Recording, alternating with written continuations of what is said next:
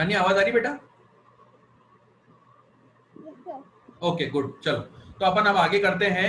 अब मैं आपको जो है बेटा एक एक करके पूरा बताते आता हूं कि हमको जो पूरी प्रोग्रामिंग करना है, मैंने जो आपको पूरा बताया था वो कैसे पूरा होगा। तो मैंने आपको उसके कंप्यूटर के बारे में बताया था, ये कंप्यूटर क्या है ये उसके बारे में बताया था ना मैंने कल आपको, कंप्यूटर क्या है ना। ओके यस सर, आपने नोटबुक में लिखवाया था बहुत सारा। ओके ओके, उसमें कहां तक बता दिया था मैंने उसको, वो कहां तक बता दिया था मैंने उसको? सर एसपीसी कंप्यूटर और हाँ वेरी गुड, एसपीसी तक बता दिया था। ठीक है, अब जो एसपीसी हम लोग यूज करते हैं, ध्यान देना, जो हम लोग एसपीसी यूज करते हैं उसको हम लोग टेक्निकल भाषा में माइक्रो कंट्रोलर भी बोलते हैं। क्या बोलते हैं? Micro controller. माइक्रो कंट्रोलर की डेफिनेशन ये कहती है कि micro controller is a single chip computer. Micro controller क्या है? एक सिंगल चिप कंप्यूटर है। सिंगल चिप कंप्यूटर क्या मतलब कि इसके अंदर एक ऐसी आपके पास में ये सर्किट रहेगा, और उस सर्किट में जैसे आपने देखा होगा ऐसे मल्टीपल लेग्स होते हैं, आपने देखा होगा एक सर्किट रहता है जिसमें आसपास में बहुत सारी पिंस निकली हुई होती है। आपने कभी सर्किट्स देखे हो तो उसके अंदर ऐसे ब्लैक कलर की आईसी रहती है, उसको इंटीग्रेटेड चिप बोलते हैं। इंटीग्रेटेड सर्किट भी बोलते हैं, इंटीग्रेटेड सर्किट। और वो जो है वो एक कॉमन नेम जो है उसको क्या बोलते हैं? चिप। ठीक है, तो जो ये जो चिप है, इस चिप के अंदर माइक्रो कंट्रोलर क्या है? एक सिंगल चिप कंप्यूटर है। मतलब इसके अंदर प्रोसेसर भी है, इसके अंदर मेमोरी भी है, और इसके अंदर तीसरी क्या चीज बताई थी मैंने? इसके अंदर इनपुट आउटपुट पोर्ट्स भी हैं। इनपुट आउटपुट पोर्ट्स का क्या मतलब? जिसपे आप अलग अलग डिवाइसेस को कनेक्ट कर सकते हो, मल्टीपल डिवाइसेस को जो है इस पे कनेक्ट करके देख सकते हो। ठीक है, मेरी बात समझ में आई आपको इतनी? अब ध्यान देना शानिया, जो अपन एसपीसी यूज कर रहे हैं उसका मैं आपको थोड़ा सा डिटेल बताता हूं। जो हम लोग एसपीसी यूज कर रहे हैं उसका नाम, उसका फुल नेम जो है वो है एटमेल AVR80 मेगा 328। ये इसका फुल नेम होता है, एटमेल AVR80 मेगा। ये एक प्रकार का माइक्रो कंट्रोलर है, मतलब एक प्रकार की चिप है ये। और वो चिप का नाम जो है वो ये फुल नेम है। इसमें एटमेल जो है वो कंपनी का नेम है, एटमेल जो है वो एक कंपनी का नेम है। एवीआर जो है वो एक फैमिली का नेम है, एवीआर जो है फैमिली का नेम है। और 80 मेगा 8328 जो है ये एक्चुअल माइक्रो कंट्रोलर का नेम है। ये माइक्रो कंट्रोलर को शॉर्ट फॉर्म में ऐसा भी लिखते हैं, देखो माइक्रो, ये माइक्रो और ये सी, तो माइक्रो कंट्रोलर ये ऐसा शॉर्ट फॉर्म में लिखते हैं। तो इसका माइक्रो कंट्रोलर का नेम ये जो है 80 मेगा 328 ये इस टाइप से कहलाता है। मैं आपको जो है इसका वो भी दिखाता हूं, आपको समझ में आएगा इसके अंदर। ये देखो, मैं 80 मेगा 328 चिप या आईसी, ये देखो, ये दिख रही है आपको, ये दिख रही है, देखो ये दिख रही है आईसी। ये इस टाइप की आईसी जो है वो यूज में आती है। Sir, can you once more share that screen of where you have told 80? हाँ वो बता रहा हूँ। ये जो आपको ब्लैक कलर की दिख रही है बेटा, ये ब्लैक कलर की जो है दिस इज अ आईसी। ये एक आईसी है, और ये इस टाइप से देखो, इसके राइट हैंड साइड में देखो व्हाइट कलर के लेग्स दिख रहे होंगे, मल्टीपल आपको दिख रहे हैं बेटा ये वाले। यहाँ पे देखो ये दूसरे प्रकार की है, एक स्क्वायर शेप की है और ये रेक्टेंगुलर शेप की है इसके अंदर आईसी, है ना। तो हमारी जो आईसी है वो इस टाइप से दिखती है। ये अपने आप में एक छोटा सा कंप्यूटर है। ये क्या है? अपने आप में छोटा सा कंप्यूटर है जो कि स्मॉल लेवल के ऑटोमेशन जो है, जो कि क्या है, स्मॉल लेवल के ऑटोमेशन करने के लिए कैपेबल है। This is a computer in itself. ये कंप्यूटर है जो कि कितने रुपए का है? ये कंप्यूटर 150 रुपीज का आता है। कभी सुना है कंप्यूटर 150 रुपए का? 150 रुपीज का कंप्यूटर, ये हमारा 150 रुपीज का कंप्यूटर है। और ये जो है स्मॉल लेवल ऑटोमेशन जो है ये करने के लिए कैपेबल होता है। ठीक है, तो इसका फुल नेम बताया मैंने। अब ध्यान से देखना, एक इंपॉर्टेंट चीज बता रहा हूं। हमारी ये जो आईसी है इसके अंदर जो पिंस होती है, आपको मैंने पिंस दिखाई थी, इसके आसपास में पिंस थी बहुत सारी, ये पिंस दिखाई थी, देखो मैंने आपको ये पिंस दिखाई थी, देखो ये पिंस इसके अंदर, ये देखो ये लेफ्ट हैंड साइड में दिख रहा है फोटो, ये फोटो आपको मैंने जो क्लिक करके बता रहा हूं, देखो ये जो फोटो दिख रहा है इसके आसपास में बहुत सारी पिन्स दिखेगी आपको, दिख रही है? ये देखो पिन्स दिख रही है, देखो ये बहुत सारी, जो मैं इसको जूम कर रहा हूँ, दिख रही है आपको बहुत सारी पिन्स, है ना? तो ये अपने जो 80 मेगा 328 जो अपन यूज कर रहे हैं, इसके अंदर कितनी पिन्स होती हैं? 28 पिन्स होती हैं। कितनी पिन्स होती है? 28 पिन्स, ठीक है? ये याद रखने वाली बात है। अब इन 28 पिन में से हमारे पास में, एक ध्यान रखना, इस 28 पिन में से हमारे पास में 14 डिजिटल पिन्स होती हैं। ये क्या होती हैं अभी थोड़ी देर में बता रहा हूं, अभी बस लिख लो इसको। 14 डिजिटल पिन्स होती हैं, 6 एनालॉग पिन्स होती है, 6 एनालॉग पिन्स इसके अंदर होती है, और रिमेनिंग 14 और 6 20 हो गया, रिमेनिंग 8 जो है वो मिसलेनियस पिन्स होती है।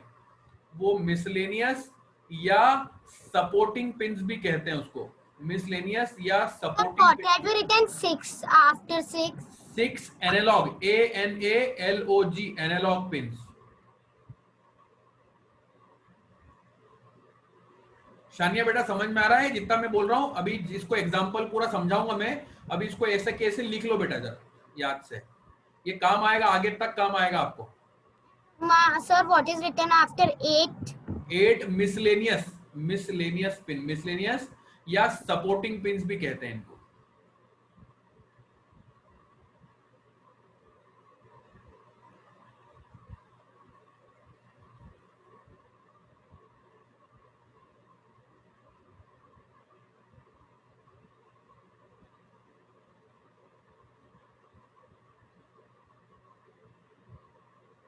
क्लियर है? इतना लिख लिया, ये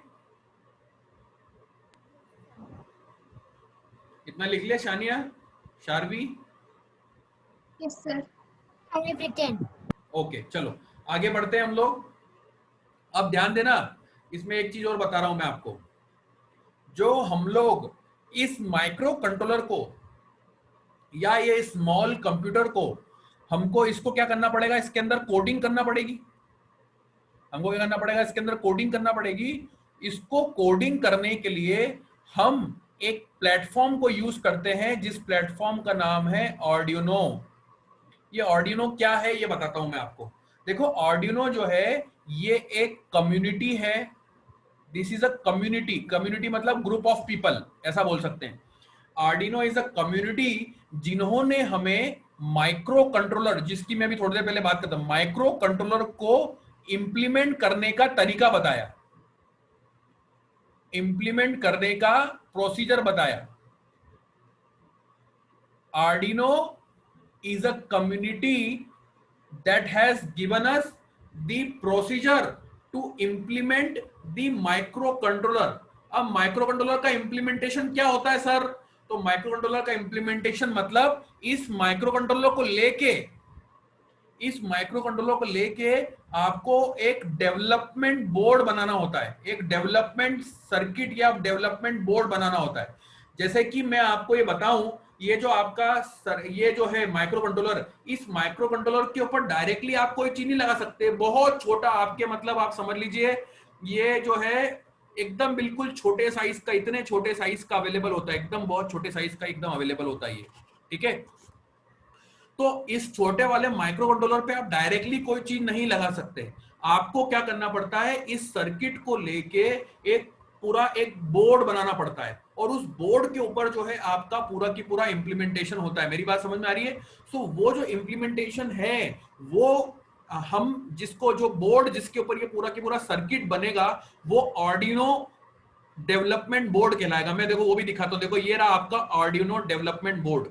ये जो है देखो, ये आर्डिनो डेवलपमेंट बोर्ड दिख रहा है आपको, दिख रहा है ये आर्डिनो डेवलपमेंट बोर्ड है। अब ये देखो उसमें क्या करा है इन्होंने, ये जो सर्किट, ये तो दिख रहा है आपको माइक्रो कंट्रोलर, देखो यहाँ पे, ये देखो मैं इसको जूम करके दिखा रहा हूं, माइक्रो कंट्रोलर यहाँ पे है, ठीक है? और उसको लेके ये पूरा की पूरा सर्किट बनाया है, उसको लेके ये पूरा की पूरा सर्किट बनाया है।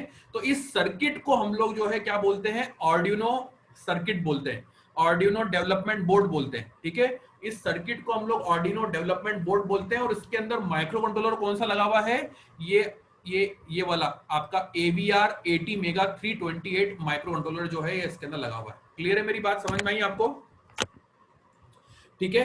अब ये जो है सबसे पहला जो मैं वापस इस पे आता हूं अपनी ड्राइंग के ऊपर, अब इसमें डेवलपमेंट बोर्ड जो है वो बताया इंप्लीमेंट करके, और दूसरा इसके अंदर उन्होंने आपका सॉफ्टवेयर बना के दिया है, एक सॉफ्टवेयर और एक प्रोग्रामिंग लैंग्वेज बना के दी उन्होंने, एक सॉफ्टवेयर एक प्रोग्रामिंग लैंग्वेज को, या इसके एक तो हो गया, इसको डेवलपमेंट बोर्ड को मैं हार्डवेयर बोल सकता हूं। हार्डवेयर मतलब इलेक्ट्रॉनिक सर्किट जो होता है, जिसका फिजिकल इलेक्ट्रॉनिक सर्किट जो होता है उसको हम लोग हार्डवेयर कहते हैं। और उसका जो दूसरा पार्ट क्या है, सॉफ्टवेयर, मतलब जहां पे हम कोडिंग करेंगे, जहां पे हम प्रोग्रामिंग करेंगे, तो वो सॉफ्टवेयर को इंप्लीमेंट करने का तरीका भी बताया। मतलब इन्होंने हमको एक बना बनाया सॉफ्टवेयर दिया जिसके अंदर हम कोडिंग करके या प्रोग्रामिंग करके जो है अब पूरा की पूरा लॉजिक क्रिएट कर सकते हैं। बट एक चीज है इसमें कि जो एक्चुअल सॉफ्टवेयर इन्होंने दिया है उस पे अभी हम डायरेक्टली काम इसलिए नहीं कर पाएंगे क्योंकि वो जो है एडवांस प्रोग्रामिंग लैंग्वेज, जैसे कि सी हो गई, सी प्लस प्लस, पाइथन हो गई, इन लैंग्वेजेस के ऊपर उस पे काम होता है। बट अभी जो है हम ब्लॉक प्रोग्रामिंग सीखी है हम लोगों ने, तो अभी हम ब्लॉक प्रोग्रामिंग का यूज करके ही ऑर्डिनो की प्रोग्रामिंग करना चाहते हैं। तो इसके लिए कुछ एक्स्ट्रा सॉफ्टवेयर, जैसे कि मैंने आपको टिंकर कैड बताया या एम ब्लॉक बताया, उसके माध्यम से हम जो है ऑर्डिनो बोर्ड की प्रोग्रामिंग करेंगे।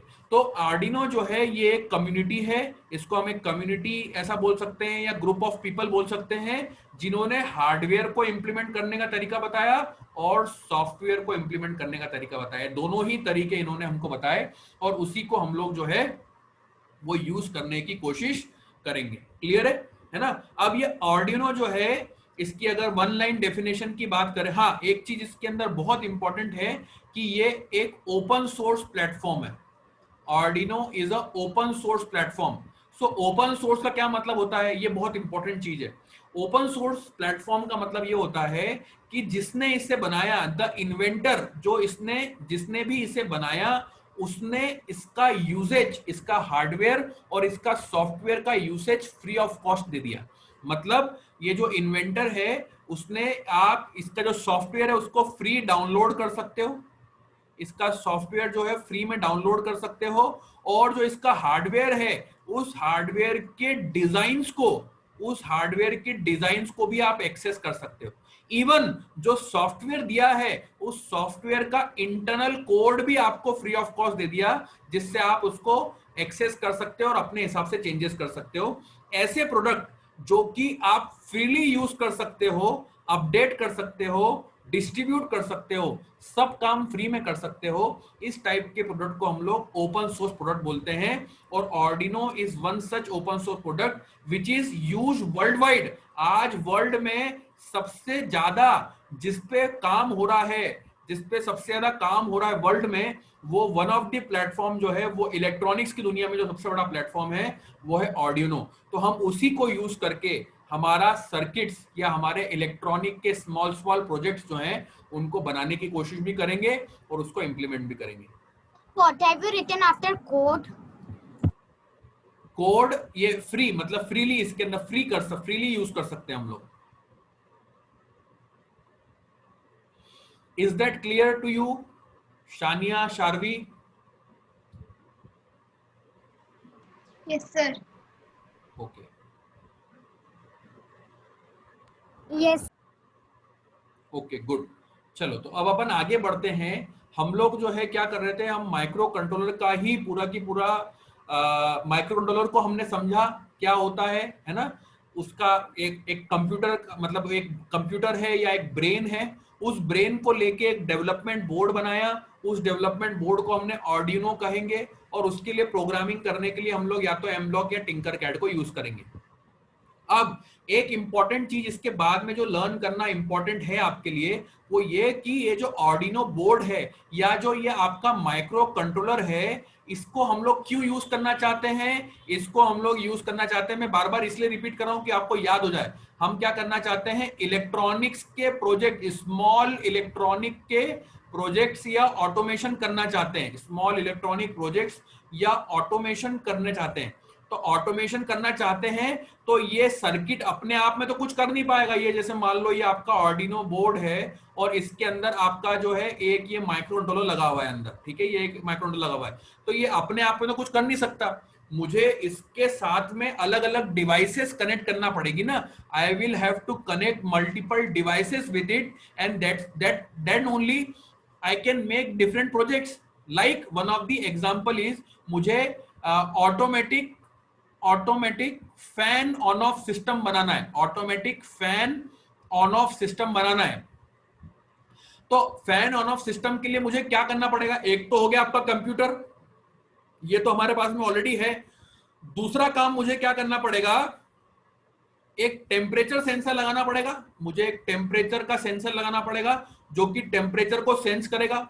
ये टेम्परेचर सेंसर की रीडिंग किसके पास में जाएगी? आपके एक्चुअल में जाएगी आपके माइक्रो कंट्रोलर के पास में, है ना. और यहां पे हम लोग क्या करेंगे? यहां पे हम कोडिंग लिखेंगे.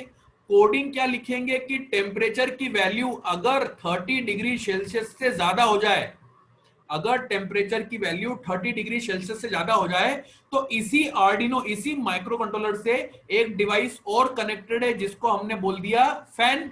मतलब फैन डायरेक्टली कनेक्टेड नहीं होगा, इसके बीच में एक सर्किट रहता है, उसको रिले बोलते हैं, बट अभी आपको वो मालूम नहीं, इसलिए मैं डायरेक्टली बोल रहा हूं फैन कनेक्टेड है. तो हमने क्या कर रखा है? यहाँ पे कोड लिख रखा है.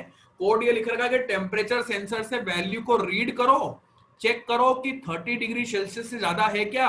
अगर है तो फैन को क्या कर दो? ऑन ऑफ कर दो उसकी सिचुएशन के हिसाब से. मतलब क्या हुआ? इससे क्या समझ में आया कि ये डिवाइसेस एक्सटर्नली कनेक्ट करना पड़ेगी ना मुझे. ये डिवाइसेस जब तक नहीं कनेक्ट करूंगा, इन डिवाइसेस को कनेक्ट नहीं करूंगा जब तक इस सर्किट का कोई मतलब नहीं है. ये सर्किट जो है कोई काम का नहीं है.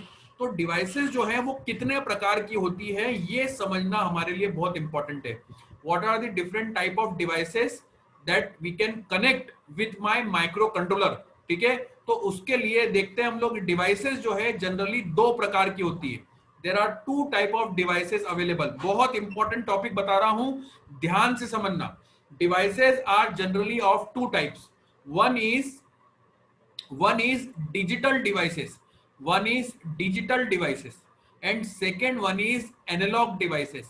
second one is analog devices. अब क्या होती है सर ये डिजिटल डिवाइसेस, एनालॉग डिवाइसेस? तो आपको ये पता है, पहले भी आपको पता है, मैंने बताया भी है कि हमारा कंप्यूटर जो है वो हमेशा किस पे काम करता है? 0-1 पे काम करता है. किस पे काम करता है? 0 और 1 पे काम करता है. ठीक है, 0 और 1 को हम लोग टेक्निकल भाषा में क्या बोलते हैं? बाइनरी पे काम करता है. बाइनरी में काम करता है मतलब इसमें दो ही स्टेट होती है, ऑन या ऑफ. दो ही स्टेट होती है, ऑन ऑफ. ठीक है, चालू या तो बंद, है ना. इसको ऑन को हम लोग 1 भी बोल सकते हैं, ऑफ को हम लोग 0 भी बोल सकते हैं. ठीक है, तो ये दो ही स्टेट होती है. कोई भी डिवाइस इस पे जो है मतलब दो ही स्टेट, मतलब कंप्यूटर जो है ये दो सिग्नल्स को समझ पाता है. ठीक है, तो डिजिटल डिवाइसेस भी वही डिवाइसेस होती हैं जिनके जो कि सिर्फ दो ही सिग्नल्स पे ऑपरेट करती है. जिनके दो ही सिग्नल होते हैं, ऑन, ऑफ या ऑन, ये दो ही सिग्नल पे ऑपरेट करती है. तो ऐसी डिवाइसेस जो सिर्फ और सिर्फ दो ही सिग्नल जो देती है या दो ही सिग्नल्स पे जो ऑपरेट करती हैं, उन टाइप की डिवाइसेस को हम लोग डिजिटल डिवाइसेस बोल सकते हैं. सरल शब्दों में बताने की कोशिश करूं तो डिजिटल डिवाइसेस की दो स्टेट हमारे पास में अवेलेबल है, या तो चालू है या तो बंद है. ठीक है, अब इसको थोड़ा सा हम और समझने की कोशिश करते हैं. डिजिटल डिवाइसेस भी फर्दर दो टाइप की अवेलेबल होती हैं. एक होती है इनपुट टाइप की और एक होती है आउटपुट टाइप की. सर ये इनपुट और आउटपुट क्या है ये ये बताएं हमको. तो देखो, इनपुट और आउटपुट का क्या मतलब होता है कि मैं मतलब प्रोग्रामर. वैसे प्रोग्रामिंग करते समय हम जो है प्रोग्रामर नहीं होते हैं, ये ध्यान रखना. प्रोग्रामिंग करते समय हम इंडिविजुअल नहीं है. हम जिस सिस्टम के लिए प्रोग्रामिंग कर रहे हैं, हम किस सिस्टम के लिए प्रोग्रामिंग कर रहे हैं? ये माइक्रो कंट्रोलर के लिए प्रोग्रामिंग कर रहे हैं. तो हम कौन हो गए? हम ये माइक्रो कंट्रोलर हो गए. हम क्या हो गए? ये माइक्रो कंट्रोलर हो गए. तो इसके रेफरेंस में, माइक्रो कंट्रोलर के रेफरेंस में ऐसी डिवाइसेस जिससे सिग्नल मेरे पास में आएगा, ऐसी डिवाइसेस जिससे मेरे पास में सिग्नल आएगा या डेटा आएगा, उसको मैं क्या बोलूंगा? Input device. मेरे पास में मतलब माइक्रो कंट्रोलर के पास में. और ऐसी डिवाइस जिस पे मैं सिग्नल भेजूंगा, ऐसी डिवाइस जिस पे मैं सिग्नल भेजूंगा, वो क्या हो जाएगी? Output device. अब इस केस के अंदर मैं बताऊं तो क्या हो गया? इस केस में टेम्परेचर सेंसर क्या है? एक इनपुट डिवाइस हो गया. और फैन क्या है, एक आउटपुट डिवाइस हो गया।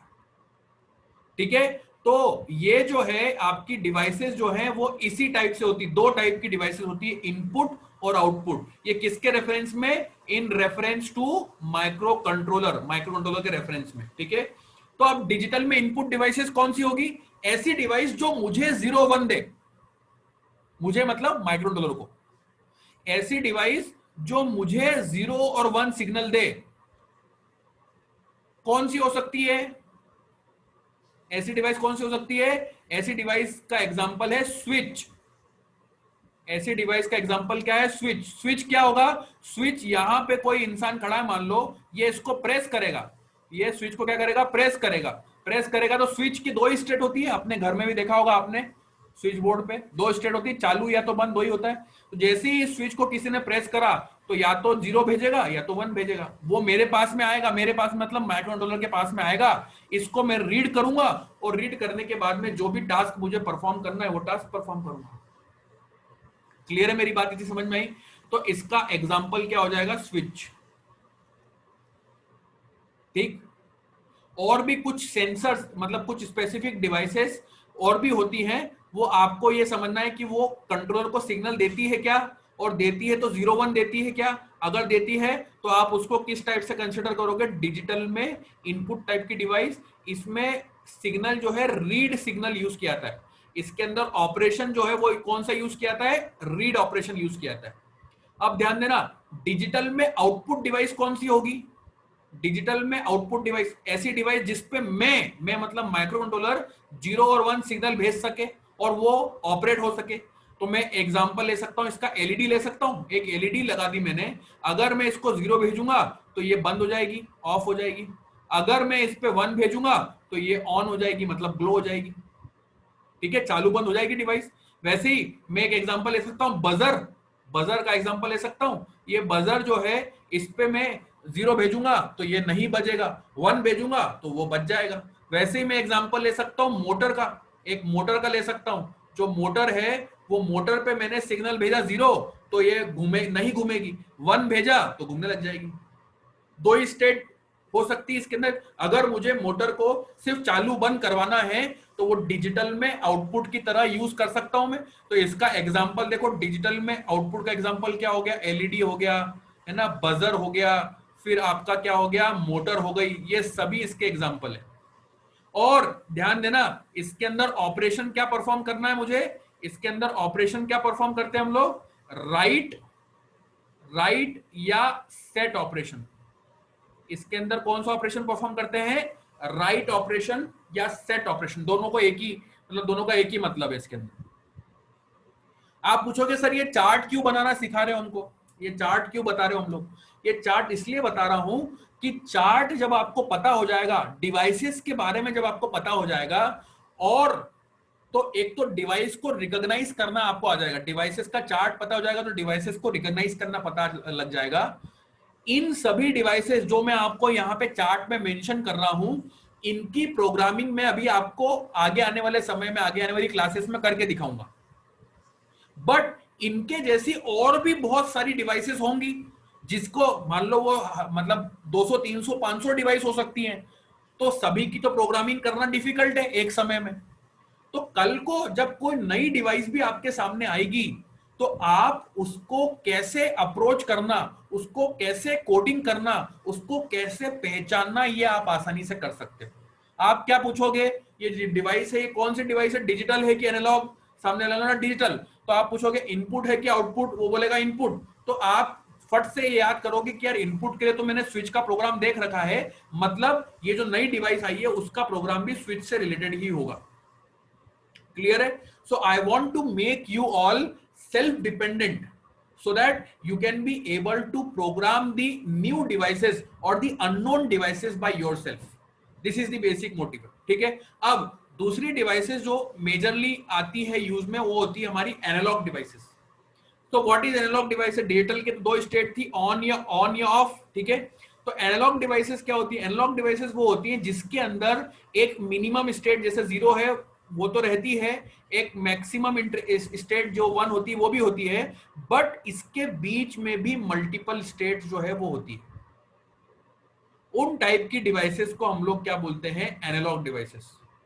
मतलब जिसमें एक इसका एग्जांपल अभी आपको मैं जैसे ही बताऊंगा आपको समझ में आएगा। एनालॉग में भी दो कैटेगरी होती है, एनालॉग में इनपुट और होती है एनालॉग में आउटपुट। अब एनालॉग में इनपुट कैटेगरी मतलब क्या हो गया, मैं माइक्रो कंट्रोलर हूं तो मेरे पास में सिग्नल आएंगे और वो भी मल्टीपल सिग्नल भेज सकती है ऐसी डिवाइस।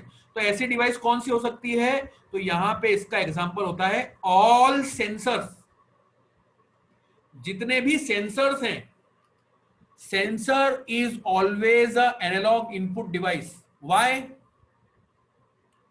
सेंसर जो है वो इनपुट, एनालॉग में इनपुट इसलिए होगा क्योंकि सेंसर जो है वो मल्टीपल वैल्यू देता है ना। जैसे आपने टेम्परेचर सेंसर की बात करूं मैं, तो टेम्परेचर सेंसर 0 डिग्री सेल्सियस भी देगा, 1 भी देगा, 20 भी देगा, 50 भी देगा, और जिसकी रेंज 100 तक है वो 100 भी देगा, क्योंकि उसको मल्टीपल टेम्परेचर जब देगा तभी तो वो टेम्परेचर सेंसर कहलाएगा।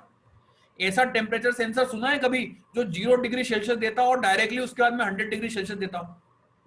कोई काम का ही नहीं है, क्योंकि हमारे यहाँ पे 0 डिग्री सेल्सियस भी नहीं होता है, नहीं 100 डिग्री सेल्सियस होता है। तो sensor is always a device which gives multiple value in between its minimum and maximum point. ठीक है, तो वो मल्टीपल सेट ऑफ वैल्यूज देंगे। तो उसको मुझे, ये देखो यहां पे माइक्रो कंट्रोलर है और ये आपका सेंसर है, तो मुझे क्या करना पड़ेगा, यहां पे कोडिंग ऐसी करना पड़ेगी जिससे मैं इसकी सेंसर की वैल्यू को रीड करना सीख जाऊं। ठीक है, और इसमें जो ऑपरेशन परफॉर्म करूंगा वो मैं रीड ऑपरेशन परफॉर्म करूंगा। ठीक है, वैसे ही एनालॉग में आउटपुट टाइप की डिवाइस जो है वो कौन सी होंगी, ऐसी डिवाइस जिसपे मैं मल्टीपल वैल्यू भेज सकूं और वो अलग अलग तरीके से काम करे। एग्जाम्पल क्या हो सकता है, जैसे ये एलईडी मैंने यहां पे यूज करी थी, जो एलईडी यहां पे यूज करी थी, ये एलईडी क्या हो रही थी, ऑन हो रही थी और ऑफ हो रही थी, दो ही स्टेट थी।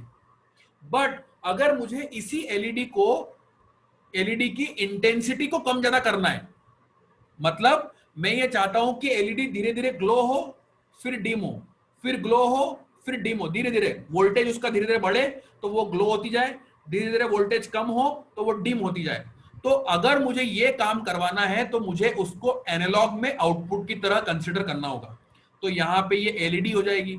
वैसे ही मैं अगर मोटर की स्पीड कम करना चाहता हूं, ये मोटर यहां पे जो थी वो क्या हो रही थी, सिर्फ चालू बंद हो रही थी, बट मैं चाहता हूं कि मोटर की एक्सेलरेशन हो, डी एक्सेलरेशन हो, उसका स्पीड कम ज्यादा हो, तो उसके लिए मैं मोटर को आउटपुट के रूप में, एनालॉग के आउटपुट के रूप में यूज कर सकता हूं। और यहां पे ऑपरेशन जो है वैसे ही सेट या राइट ऑपरेशन यहां पे यूज में आएगा। आ गई मेरी बात समझ में? सो हमारी जो मेजर डिवाइसेस हैं जो हमारे माइक्रो कंट्रोलर के साथ में कनेक्ट होगी, जो भी डिवाइसेस जो हमारे माइक्रो कंट्रोलर के साथ में कनेक्ट होगी, वो जनरली जो है वो इसी कैटेगरी के अंदर होगी, यही कैटेगरी के अंदर होगी ये डिवाइसेस। इसमें firstly digital devices, analog devices. Digital में भी दो टाइप की, इनपुट और आपकी आउटपुट। वैसे ही एनालॉग में इनपुट और एनालॉग में आउटपुट, ये चार कैटेगरी की डिवाइसेस रहेंगी। आपको ये रिकॉग्नाइज करना है कि कौन सी डिवाइस कौन सी कैटेगरी में, नई डिवाइस कौन सी कैटेगरी में आ रही है। हम क्या करेंगे, ध्यान देना, मैं जो आपको इंश्योर कर रहा हूं, मैं डिजिटल में इनपुट का भी एग्जांपल बना के चला के दिखाऊंगा, डिजिटल में आउटपुट का भी एग्जांपल बना के चला के दिखाऊंगा, एनालॉग में इनपुट का एग्जाम्पल बना के और चला के दिखाऊंगा, और एनालॉग में आउटपुट का एग्जाम्पल भी बना के चला के दिखाऊंगा। इससे क्या फायदा होगा कि आपको सभी डिवाइसेस का एक्सपीरियंस हो जाएगा। कल को जब कोई नई डिवाइस आपके पास में आएगी तो आप इजीली उसको इंटरफेस भी कर सकते हो, समझ सकते हो, पहचान सकते हो और इम्प्लीमेंटेशन कर सकते हो। अभी तक की बात में कोई question? Sir, I have joined one time, but whenever I open Tinkercad, it's asked won't join now. Okay, चलो तो इसमें देखो आपको टिंकर कैड जो है उसमें आपको जो है, ये मैं स्क्रीन पे शेयर कर रहा हूँ, यहाँ पे सर्किट्स पे जाना है, जैसे नॉर्मली 3D डिजाइन पे रहता है, यहाँ सर्किट्स पे जाना है और क्रिएट न्यू सर्किट पे जाना है, क्रिएट न्यू सर्किट। आप क्रिएट न्यू सर्किट पे जाएंगे तो आपको जो है देखो ये पूरा की पूरा एक इंटरफेस सामने आ जाएगा। ये दिख रहा है आपको पूरा इंटरफेस, ठीक है। Yes, sir. ये जो इंटरफेस है यहाँ पे हमको कोडिंग करना रहेगी। देखो यहाँ पे देखो आपको मल्टीपल टाइप के कंपोनेंट्स दिखेंगे। इलेक्ट्रॉनिक कंपोनेंट, रजिस्टर हो गया, एलईडी हो गया, पुश बटन मतलब स्विच हो गया, पोटेंशियोमीटर हो गया, है ना। जो मैं आपको डिवाइसेस जितनी बता रहा था ना उसमें से बहुत सारे डिवाइसेस आपको, यानी बैटरी हो गई। फिर उसके बाद में देखो ये आपका मदरबोर्ड, जो आपको मैं आर्डिनो बोर्ड की बात कर रहा था ना, आर्डिनो कंट्रोलर बोर्ड, ये वो यहाँ पे आ गया। फिर यहाँ पे देखो डीसी मोटर की मैं बात कर रहा था, सर्वो मोटर वो यहाँ पे आ गई, हॉबी गियर मोटर है यहाँ पे। फिर एलईडी देखो, एलईडी जिसकी अपन एलईडी की इंटरफेसिंग की बात करते थे वो हो गया। फिर देखो अल्ट्रासोनिक सेंसर हमारे पास में अवेलेबल है, पीआईआर सेंसर अवेलेबल है। तो इन सभी डिवाइसेस की क्या करेंगे हम लोग, इंटरफेसिंग कर करके, मतलब इंटरफेसिंग मतलब आर्डिनो बोर्ड के साथ में इन सेंसर्स को, इन डिवाइसेस को जोड़ने की प्रोसेस को इंटरफेसिंग कहा जाता है, ठीक है। तो मैं क्या करूंगा, आपको स्टेप बाय स्टेप ये डिवाइसेस को कैसे जोड़ा जाता है, कैसे कनेक्ट किया जाता है, वो पूरा की पूरा आपको एक्सप्लेन करूंगा। मेरी बात समझ में आ गई आपको इतनी, ठीक है। सो अपन क्या करते हैं, मैं आपको पहला एक प्रोग्राम जो है वो चला के दिखाता हूं। जैसे कि मान लो मुझे एक एलईडी को चालू बंद करना है, एक एलईडी को चालू बंद करना है, तो मैं क्या करूंगा, यहाँ पे ये आर्डिनो बोर्ड को ड्रैग करके यहाँ पे बीच में ड्रॉप कर दूंगा। यहाँ पे ड्रैग करा और यहाँ पे बीच में ड्रॉप कर दिया मैंने, ठीक है। तो ये आपके पास में आर्डिनो बोर्ड आ जाएगा आपके पास, ठीक है। अब अगर मुझे जो है कोई भी डिवाइस को चालू बंद करना है ना, तो देखो यहाँ पे एक प्रोग्राम चला के दिखाता हूं। इसका पूरा एक्सप्लेनेशन, कोडिंग का एक्सप्लेनेशन कल की क्लास में आपको करूंगा मैं पूरा। बट ये जैसे अपन ये कैसे चलता है ये पूरा बताता हूं। ये आर्डिनो बोर्ड लेके आ गए। अब यहाँ पे देखना, ये जो एल लिखा हुआ है यहाँ पे, आर्डिनो बोर्ड के एल, यहाँ पे एक ऑलरेडी एक एलईडी कनेक्टेड है। ये एक एलईडी है, इसके अंदर पहले से ही कनेक्टेड है। और ये एलईडी जो है ये 13 नंबर पिन, देखो यहाँ पे दिख रही 13 नंबर पिन, ये 13 नंबर की पिन दिख रही है, इस पे कनेक्टेड है। मैंने आपको थोड़ी देर पहले बताया था कि आपके आर्डिनो बोर्ड के अंदर कितनी पिन्स हैं, 14 डिजिटल पिन्स हैं, 14 डिजिटल पिन्स अवेलेबल हैं। और इनकी नंबरिंग जो है वो 0 से लेके 13 तक की है। दिख रही, देखो आपको 0 से लेके 13 तक की नंबरिंग भी दिख जाएगी आपको। ये नंबरिंग भी यहाँ पे दिख जाएगी आपको। ये देखो नंबरिंग यहाँ पे दिख रही है 0 1 2 3 4 5 6 7 8 9 10 13, और इसके आगे क्या लिखा हुआ है, डिजिटल। तो ये 14 डिजिटल पिन्स आपके पास में अवेलेबल है, ठीक है। इसके अलावा आपके पास में 6 एनालॉग पिन्स अवेलेबल है, 6 एनालॉग पिन्स अवेलेबल हैं। और इनकी नंबरिंग जो है वो A0 से लेके A5 तक की है। एनालॉग पिन्स की नंबरिंग कहां से कहां तक है, A0 से लेके A5 तक की। देखो मैं आपको दिखाता हूं एनालॉग पिन्स कहां पे, ये दिख रही है आपको। देखो आर्डिनो बोर्ड के दूसरे साइड में देखो यहाँ पे दिख रही है A0, A1, A2, A3, A4, A5, ये एनालॉग पिन्स है। ये क्या है, इंटरनली इसको यहाँ से स्ट्रेच करके यहाँ तक लेके आए। तो यहाँ पे आपको जो भी डिवाइसेस कनेक्ट करनी है, एनालॉग डिवाइसेस कनेक्ट करनी है, वो यहाँ पे कनेक्ट करेंगे इस पिन्स पे। और डिजिटल डिवाइसेस कनेक्ट करनी है, अगर आपको डिजिटल डिवाइसेस कनेक्ट करनी है तो वो कहाँ करेंगे आप लोग, यहाँ पे कनेक्ट करेंगे इन सभी चीजों को। क्लियर है मेरे बात, समझ में आई मेरी बात। अब मैं आर्डिनो बोर्ड को एक्सप्लेन करता हूँ थोड़ा सा। ये इस आर्डिनो बोर्ड के अंदर ये जो ब्लैक ब्लैक आपको दिख रहा है, ये आपका क्या है, माइक्रो कंट्रोलर। थोड़ी देर पहले मैंने आपको बताया था ये माइक्रो कंट्रोलर है, ठीक है। यहाँ पे ये जो ब्लैक ब्लैक दिख रहा है, यहाँ पे हम एक्सटर्नल पावर, हम एक अडाप्टर लगा सकते हैं इसको पावर देने के लिए।